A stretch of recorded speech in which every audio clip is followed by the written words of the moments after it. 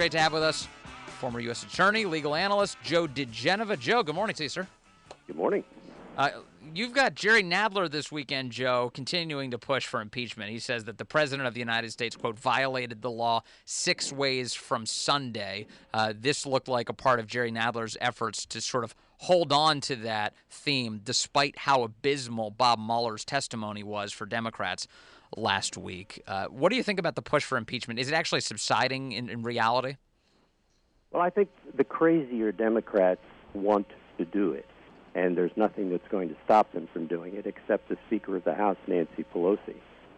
Jerry Nadler's blathering this weekend is consistent with ignoring the facts. He's creating legal analysis that's a lie, all of this being handed to him by people from the Brookings Institution. They have a group over there called the Lawfare Group, which writes a lot of ridiculous legal crap. And 3 or 4 of their people are now on Nadler's impeachment staff on loan from Brookings. He's mouthing the nostrums that these people write for him. The disastrous testimony of Mueller was an example of how this has been a failing effort from the beginning. This was make no mistake about it, this was an effort to depose the President of the United States by creating a crime and then dethroning him and throwing him out of office. They failed at that because Andrew Weissman didn't get his interview with the President of the United States. Remember, the only thing this investigation was ever about that Mueller was conducting, Weissman really, was they knew there was no Russian collusion from day one. So they used that as a pretext to end up with an interview with the President where they were going to find that he had lied, report that to Congress, and then recommend his impeachment. That didn't happen because the President's lawyers, both paid and unpaid, recommended he should never sit down with Weissman. He didn't. The Weissman's people lost, and then they wrote an ugly, vindictive, unprofessional, unethical report about the President of the United States, which set constitutional law on its head by claiming that they couldn't exonerate the President, thus obliterating the presumption of innocence and due process in the U.S. Constitution. Only Democrats would find that to be just fine. Yeah, it was a wild thing to watch. This, of course, all of this, and as you know, the media, of course, showing no apology for how it handled all of these things, despite the fact that that team, Mueller's team, Weissman's team, loaded with Hillary donors and lawyers for Hillary aides. I mean, it just makes no sense. And, of course, the impeachment thing is still being pushed. And then you've got Nancy Pelosi, who met with Alexandria Ocasio-Cortez on Friday and begging her to back off. But I don't think AOC is going to do it. Do you, Joe?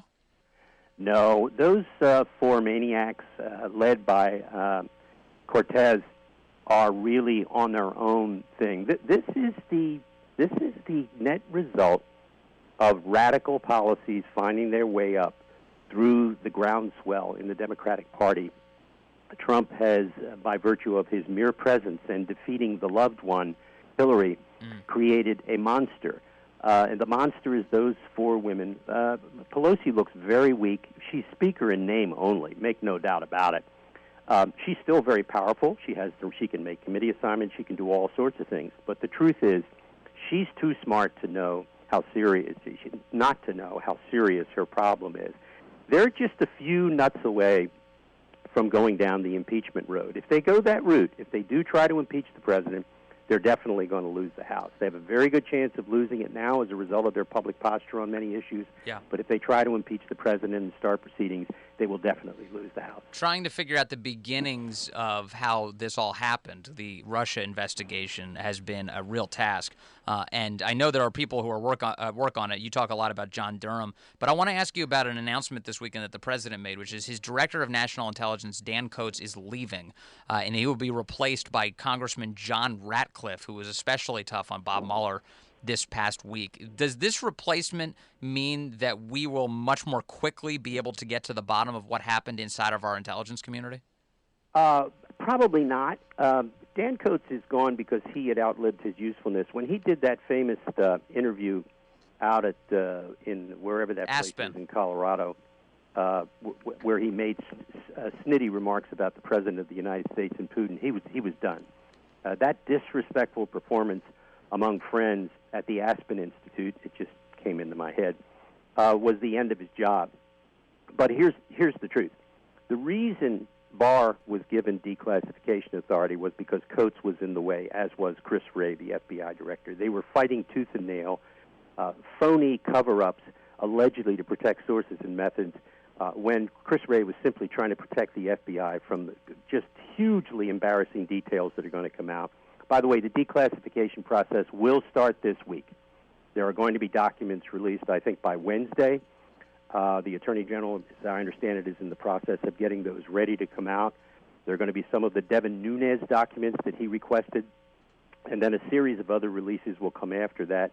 That's because Durham is progressing very, very quickly in his criminal investigation. This is not a review, quote-unquote, of what went on. This is a criminal investigation of senior DOJ and FBI officials from the Obama administration and intelligence community people, including John Brennan. This is a federal grand jury. This is not a review. This is not an IG audit. This is not some Congressional Research Service look at history. This is a criminal investigation of a bunch of people who tried to seditiously overthrow the President of the United States. So the stuff is going to start coming out this week. Okay, so let me just pause on the details that you're saying here. Wednesday, that means when you say come out, you mean to the public. We'll be able to see documents Wednesday? My understanding is by Wednesday, yes. Okay, and then on the issue of Devin Nunes, what were the documents Devin Nunes was seeking? Was this related to unmasking or wiretapping? What? They were all the things related to. He made several requests by letter, as you know, of various items, 302s, applications for the FISA court. I mean, Devin Nunes has made many, many requests for declassification. I'm not sure which ones are going to come out first, but they're coming now. That's what we've been told.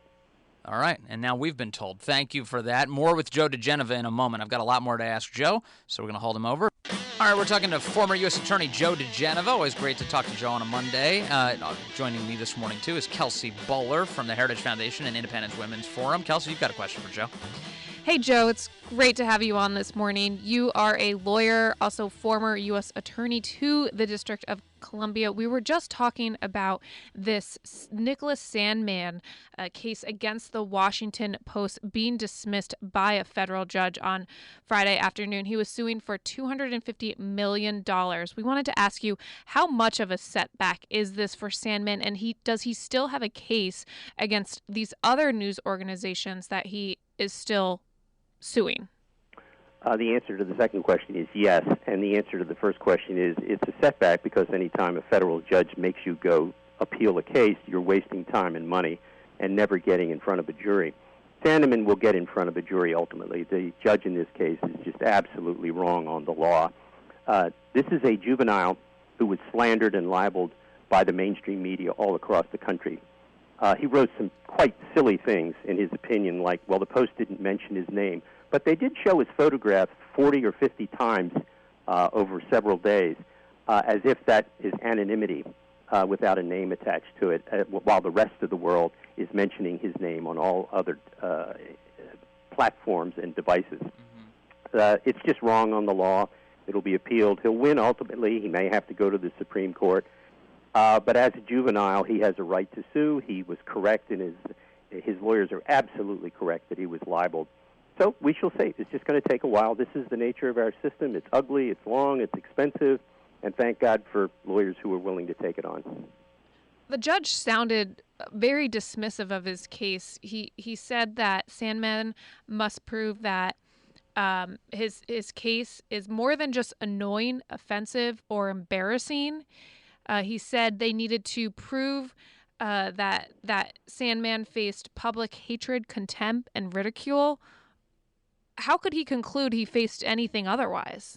Well, as I said, this was a juvenile decision by a federal judge, a new federal judge, an Obama federal judge. Justice Roberts, are you listening? There are different types of judges, and their political stripes make all the difference in the world in their political and judicial philosophy. This is a ridiculous decision. The incantations by this judge as to the legal standard are wrong, simply wrong on the law. Even a left-leaning D.C. circuit may very well decide it can't stomach this decision and reverse it. But if it doesn't, the Supreme Court will. It's just going to take a long time. His analysis is actually quite sophomoric.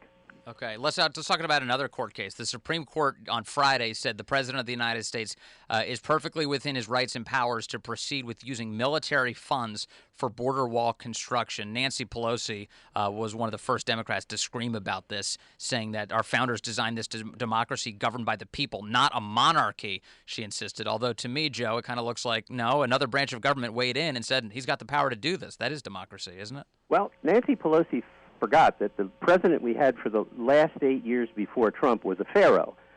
Maybe not a monarch, but actually more powerful than a monarch. We had a pharaoh, Barack Obama. The bottom line here is that those nostrums from Nancy Pelosi are idiotic.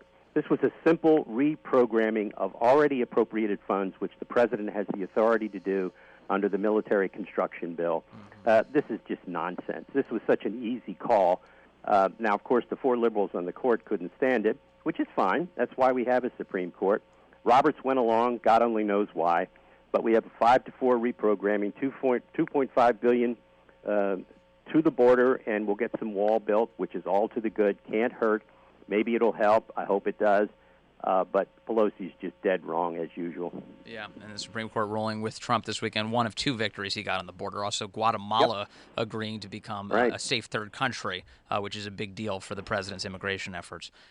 Joe, I also want to ask you about the other fight the president's having, and that's with Elijah Cummings and the Democratic Party at large in Baltimore.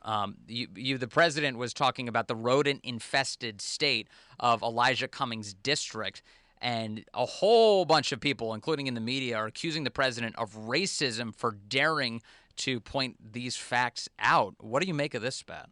Well, this is the old thing. If you're a Democrat and you're black or a woman, you get to claim anything you want. Sexism, racism. The fact is, Elijah Cummings is a very powerful member of Congress who is investigating the president, his family, and his businesses.